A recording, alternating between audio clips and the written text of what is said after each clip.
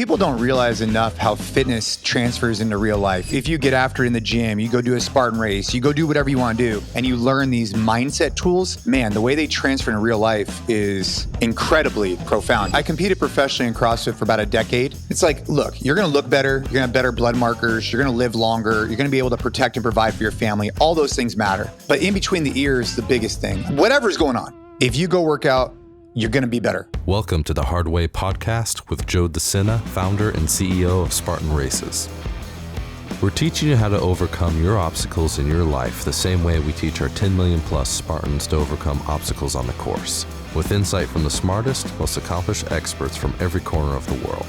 Get ready to elevate your life today. Joe Sena here, CEO and founder of Spartan, host of the Hard Way podcast. I got my buddy Jason Khalipa on. We know each other a while. Back in 2008, this tough guy, I don't say that lightly, won the CrossFit Games. Pretty impressive story. Welcome aboard, sir. Yeah, thanks for having me. I appreciate it.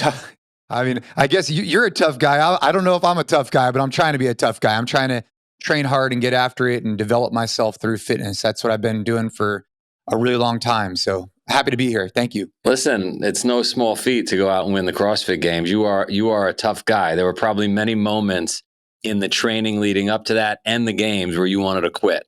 Am I right? Yeah, of course. I mean, I competed professionally in CrossFit for about a decade.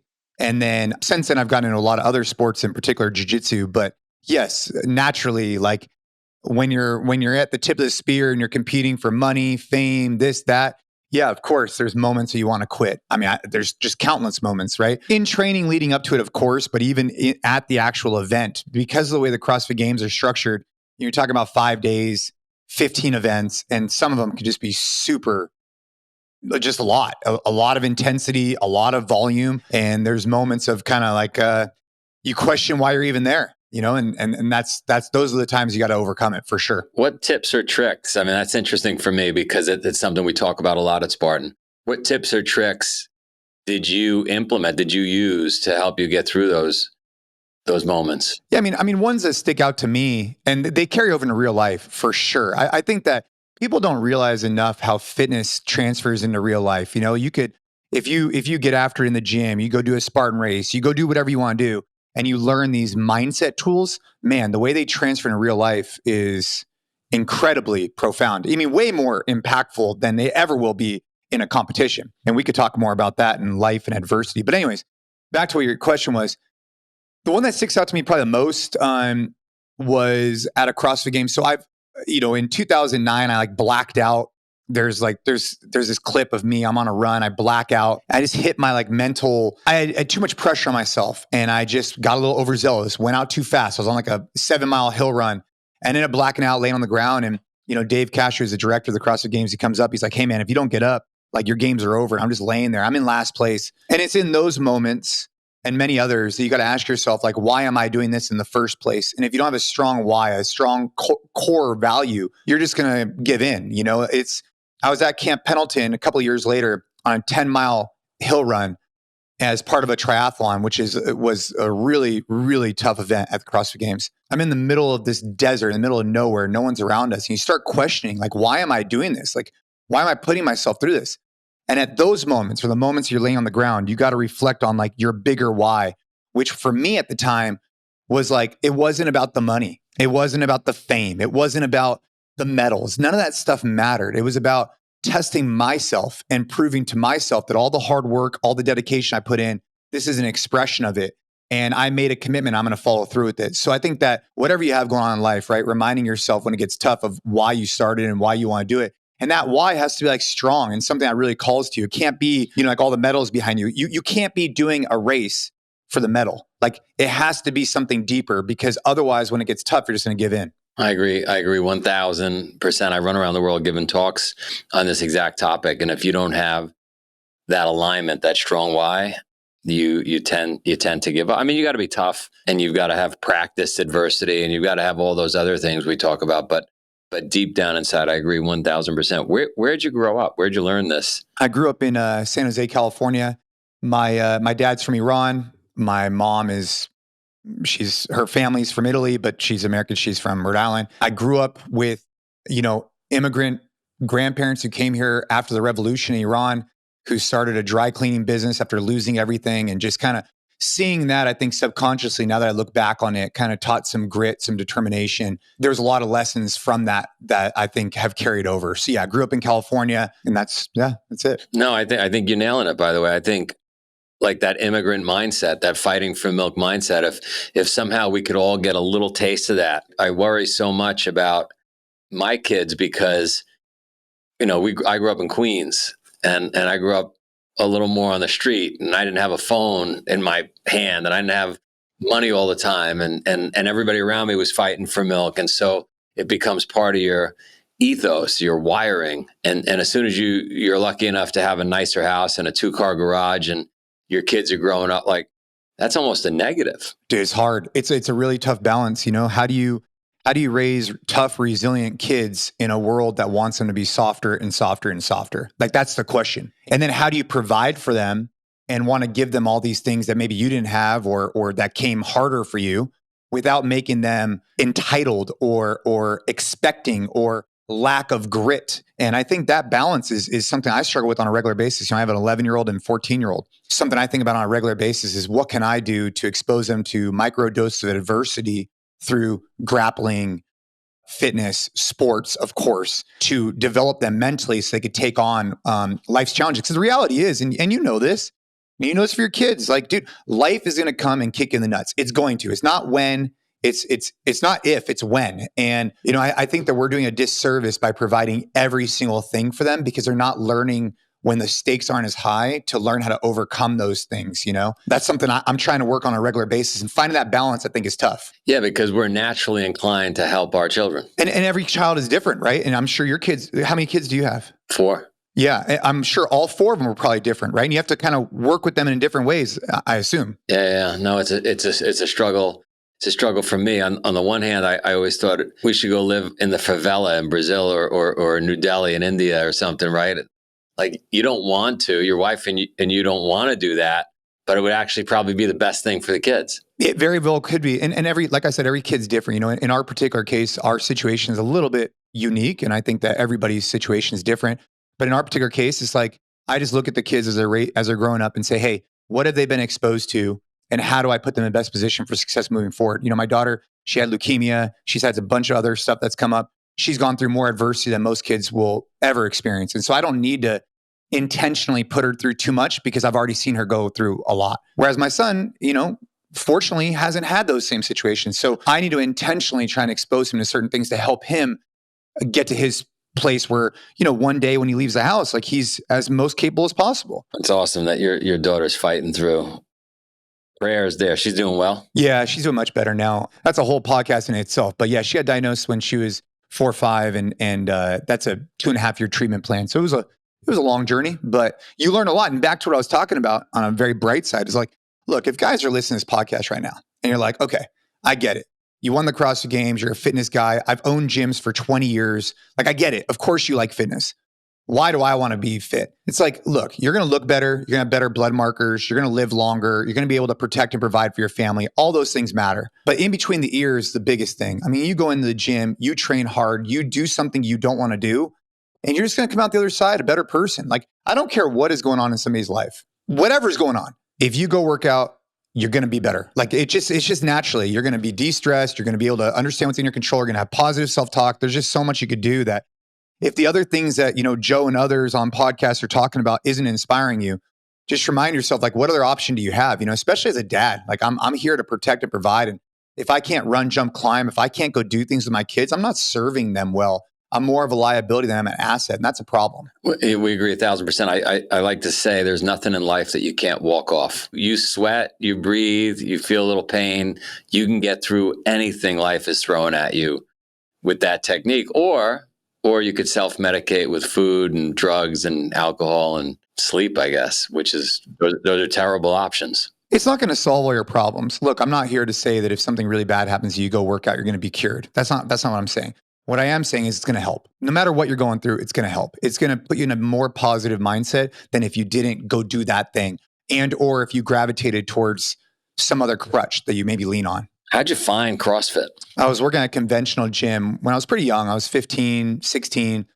My parents were members at a conventional gym, and I was working at the front desk on the weekends when I wasn't playing sports or whatever. Long story short, I ended up graduating from high school. I still worked there in college. And one of my friends in 2006, this is pretty early on, 2005, 2006, introduced me to the website, CrossFit.com, and we would just follow it, look at it, got inspiration. At that moment, I was doing like more Muay Thai and bodybuilding. And then I started I caught the bug. And then we started doing a lot of it.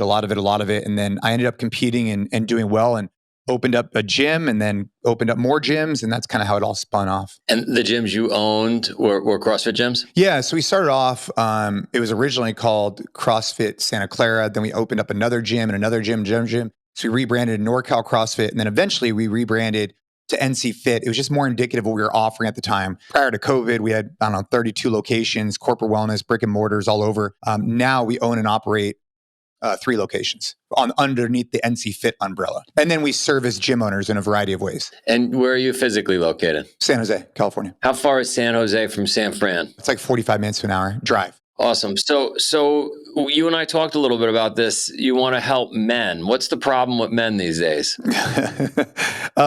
Yeah, I mean, look, everybody's got their own journey. I look at my journey, and it started off as, a young kid getting inspired by the fitness space, getting inspired to go compete, go train and win the CrossFit Games. And I did that for a really long time. And I pivoted out of the sport when Ava got sick, and I found jiu-jitsu, and I fell in love with jiu-jitsu. And I started looking at jiu-jitsu and saying to myself, well, wow, I have this background in CrossFit. Now I was doing a little less complex stuff. I was just kind of training more strength conditioning type stuff.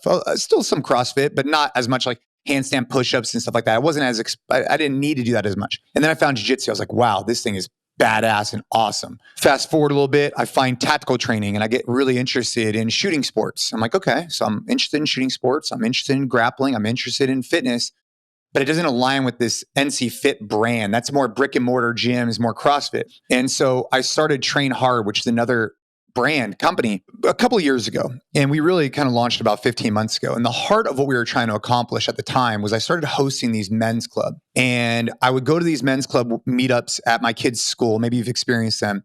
And typically what it is, like, all right, you're going to grab some beers, you're going to maybe barbecue, you're going to have some pizza, you're going to talk about the school and ways to fundraise or support or whatever it is. And I remember one time, like, guys, why don't, instead of we doing our meeting here, let's go for a ruck. So we went for a ruck.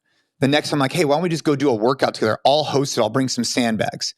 And then it just started to progress and progress and progress. So 15 months ago, we launched Train Hard. And the goal there is to help men and women who choose to join this community of like-minded people who want to train hard so they can protect and provide. And we do that in a variety of ways. We do that through our online training program, our app, which is badass. And we also do it in person here in California for free in a parking lot where we have a bunch of dudes just come and throw down. And the goal is to suffer shoulder to shoulder, create connections, and then go grab coffee after. It's been incredible. But I think you asked the question, what is wrong with men? I think that inherently there's this stigma that, like, for some reason, like, masculinity is bad or that men are bad or whatever it is. And especially in California. However we got there, it doesn't really matter. Yeah. However we got here, it doesn't matter. Like, at the end of the day, it doesn't matter. We could point fingers, we could do whatever. But the reality is, if that is a perception, then we need to change that perception. Bottom line. And how do we change that perception? We show up better. We do better. Like, guys, do better. And I think that training hard is a great place to start. I want to help men have the fitness to be able to go protect. And I think when people think about protect, they think like shooting and grappling and stuff like that. I think that's like a very rare expression. Like, the chance of you and I getting a physical altercation is pretty slim. The chance of us having to use a firearm is like slim to none. But the likelihood of us having to run after a kid that goes in the street, have to go jump in after a kid who's maybe in the swimming pool, having to go lift our child up, like, super high. So I want to be able to provide that fitness to be able to do that for a guy. And then what really inspired me to do this, and where I think men are a step back from where they should be, is the idea of provide. I see too many dads who go to work all day and they provide financially, but they're not providing in other ways. And they're tired when they come home. They don't have the fitness to be able to go do things. And their kid, they're only going to ask so many times before they stop asking. Meaning, like, hey, dad, let's go throw the football. Hey, dad, let's go throw the football. Hey, dad, let's go do this. And you say, no, no, no, no, no. Well, eventually, you're maybe one no away from them never asking again. And so I want to be able to help men have the fitness that could always say yes and not say no. I'm smirking because as you're describing what's taking place in households all around the world, not just in the US, I'm thinking about my household where I got tired of asking them. They're not asking me. I'm asking, you Right. know, like guys, look, my feeling is, it sounds like your feeling is, the standards don't change. This is what we do. This is who we are. And in our house, this is what we're going to get done. A friend of mine said to me yesterday, look, my husband, sorry he hasn't gotten back to you, but he doesn't have the same amount of energy he used to have. He gets home from work, is exhausted. I thought exactly what you just described yesterday. Like, shit, once somebody hits 50, 55, like, it's downhill fast. It's downhill. And it's downhill in so many ways, right? Like, it's downhill in terms of your muscle density, like all those things, right? But really your energy. And if you have young kids and you're in your 50s, you have no other choice but to take care of yourself. You really don't, because you're going to regret it. And if you don't start today, the best time is now, because it's only going to get harder and harder and harder to get in better shape. And I think that something that we're trying to do at Train Hard that I'm proud of is we're trying to create a standard and a code.